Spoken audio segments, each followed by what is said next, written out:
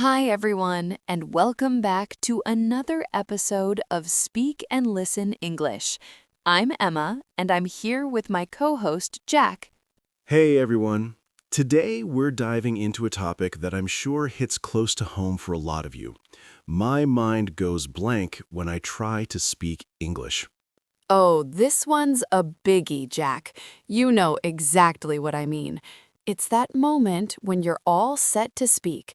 You've rehearsed what you're going to say, maybe even practiced in your head, but as soon as you open your mouth, nothing.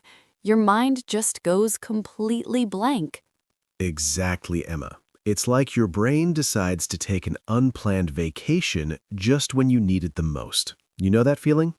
I certainly do. This reminds me of the time I had my first big job interview in English. I had prepared so much. I even rehearsed my answers in front of the mirror.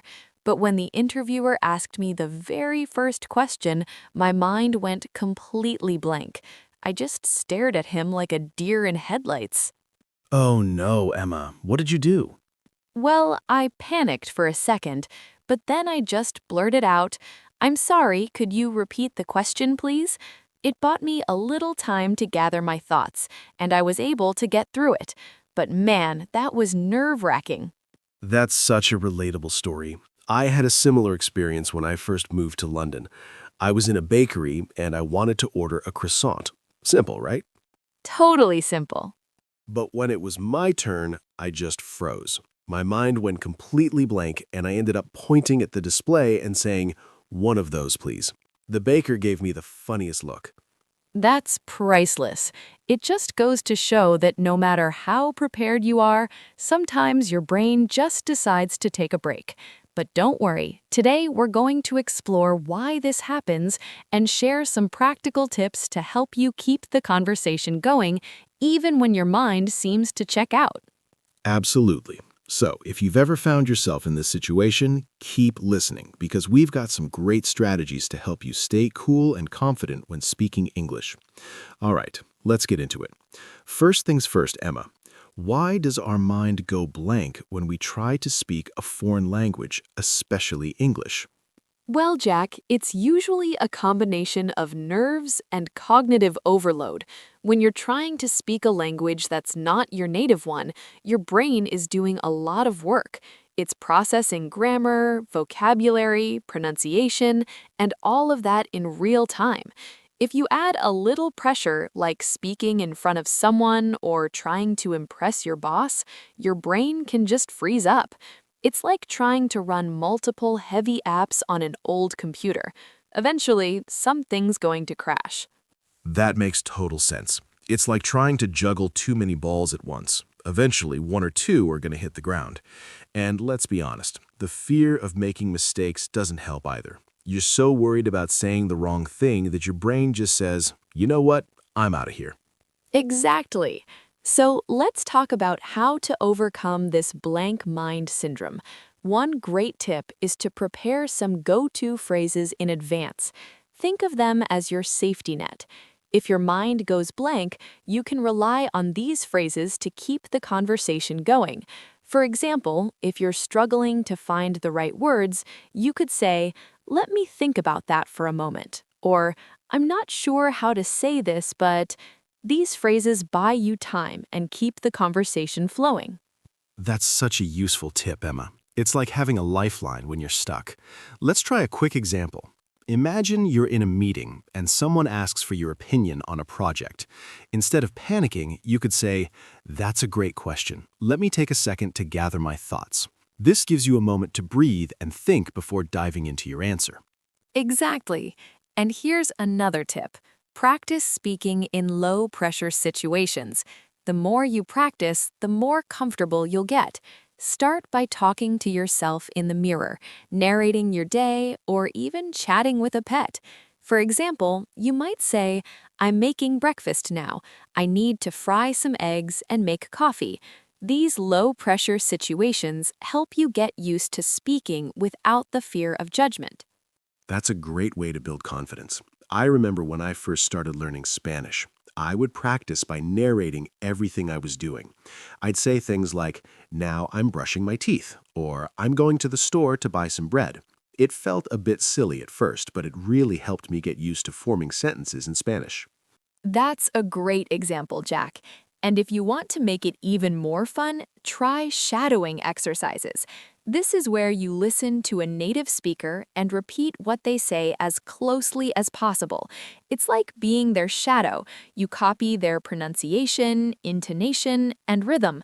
Let's say you're watching an episode of your favorite show in English. Pick a character and try to mimic everything they say. This not only helps with pronunciation, but also with fluency. Oh, I've done that before. I used to shadow characters from TV shows to practice my English accent. I remember trying to mimic Joey from Friends, with his famous line, "How you doing?" It was a lot of fun, and it really helped me improve my accent and intonation. That's awesome, Jack. And speaking of tools, here's another essential tip. Focus on the message, not the exact words. Sometimes we get so caught up in trying to find the perfect word that we lose sight of what we're trying to communicate. Remember, the goal is to get your message across. Let's say you forget the word refrigerator. Instead of freezing up, you could say, the thing in the kitchen that keeps food cold. It might not be perfect, but it gets the point across. That's a great point, Emma. It reminds me of the time I was trying to describe a microwave in Italian. I couldn't remember the word, so I said, "the box that makes food hot quickly." The person I was talking to laughed, but they understood what I meant. It's all about improvising when necessary. Exactly. And that brings us to another key tip. Learn to breathe and slow down. When your mind goes blank, it's easy to start rushing or getting flustered, but slowing down gives you time to think and reduces the pressure. For instance, if you're giving a presentation and lose your train of thought, just pause, take a deep breath, and then continue. Your audience will appreciate the clarity and you'll feel more in control. Yes, speaking slowly can make a huge difference.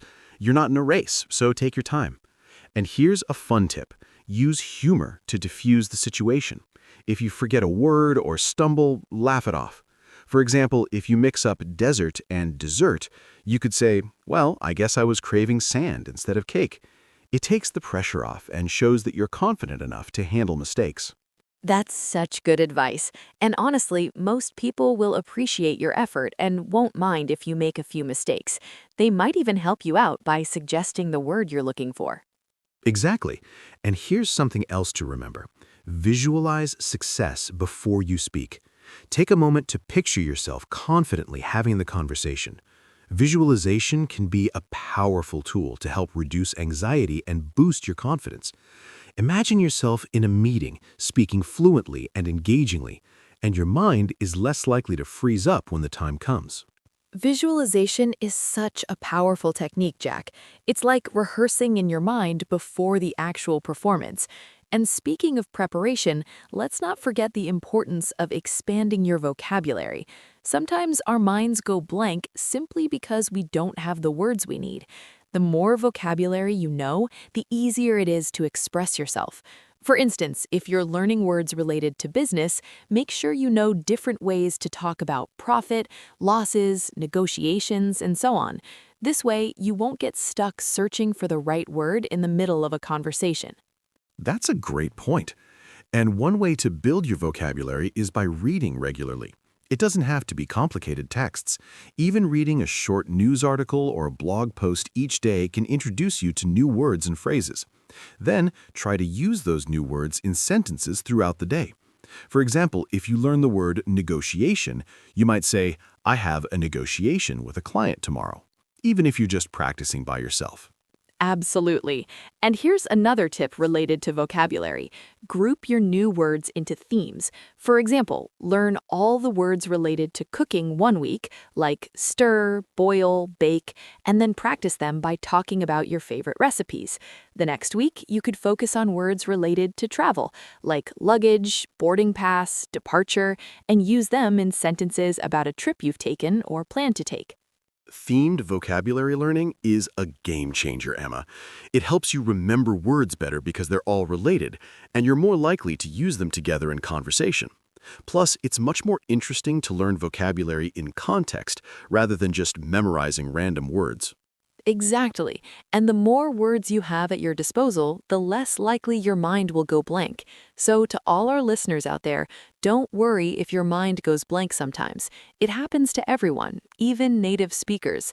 The important thing is to keep practicing, stay positive, and use the tips we've shared today to keep moving forward.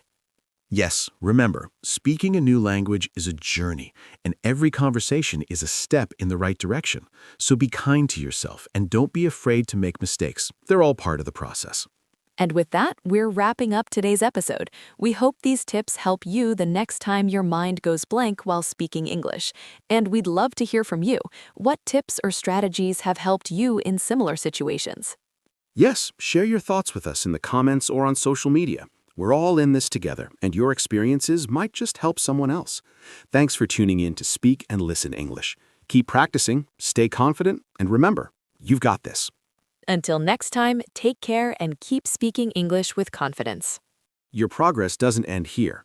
To continue advancing your English skills, click on the next video or explore the additional videos we've thoughtfully selected for you. Happy learning!